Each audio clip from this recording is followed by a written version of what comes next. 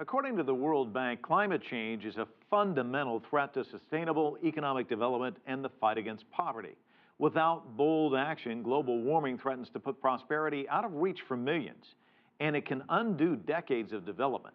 Latin America is only responsible for 12.5% of global greenhouse gas emissions, but it might be the most affected by climate change, sparking calls for action in the region. What have they endured, and what are they doing? See it next.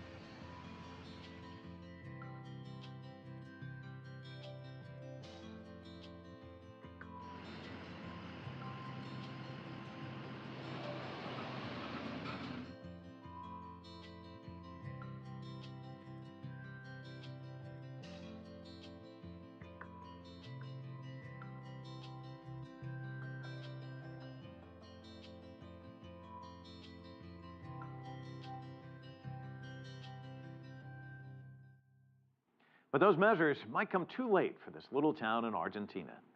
Epecuen was once a thriving resort town southwest of the Argentine capital, Buenos Aires. Then one day in November of 1985, the rains came. The saltwater lagoon jumped its banks and flooded the town. It was completely consumed. A few years ago, the waters receded, and Epecuen was again revealed to the world.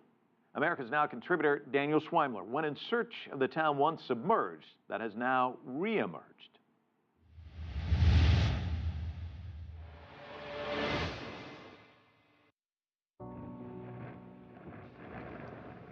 At first sight, Epecuen looks like a town ravaged by war.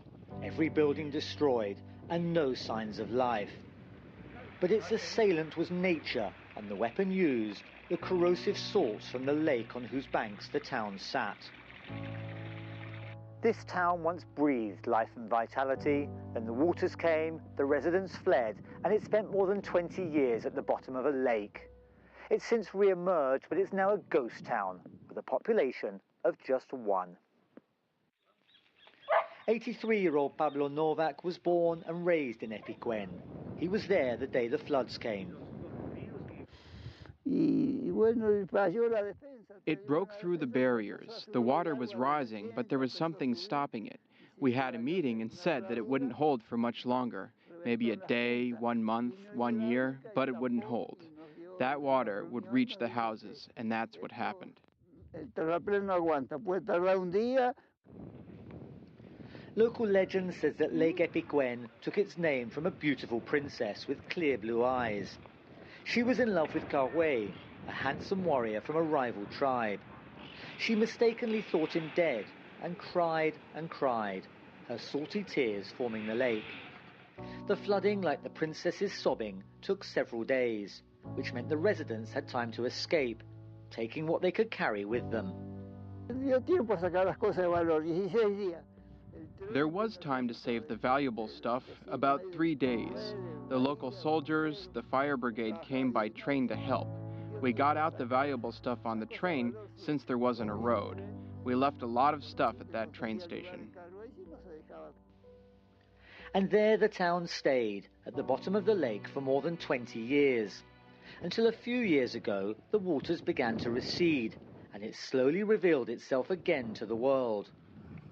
This is a once thriving hotel, a car that wouldn't start, a factory on the edge of town, and personal and domestic items, remnants of a life that once was.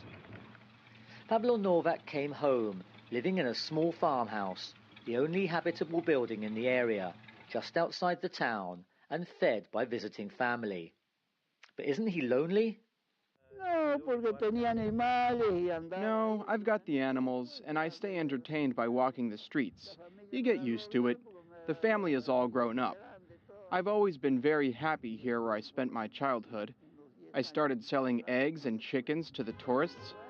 Then there were dances. For the 4 months of the summer, there were dances every night. Music in the streets. It was a very happy place. But not so happy now. Visitors came to the lake to take the waters for their curative qualities, rich in salt and minerals. Then they would have dined and danced the night away.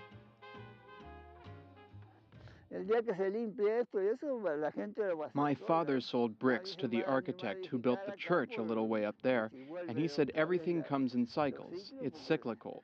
Water had reached 3 kilometers inland, but afterwards they harvested wheat and raised cattle. Between 1918 and 1985, my parents did all right. At least we could get out. The waters were not so high then. This is a lake region that has always suffered flooding. The previous major catastrophe was in 1918. Efforts were made by the local authorities to build defences, but they were not enough.